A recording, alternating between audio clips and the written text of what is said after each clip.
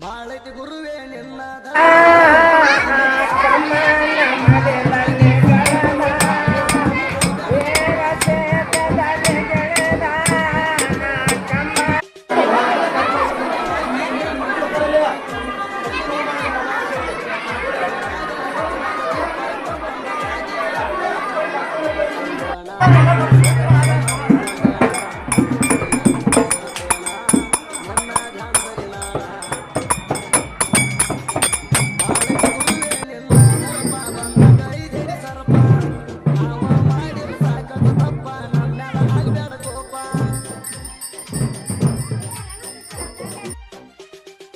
ಹಾಲಿಗೆ ಹಾಕಿದಂಗ ಹೆಪ್ಪ ಚಂದ್ರನ ಹಂಗ ನಿನ್ನ ರೂಪ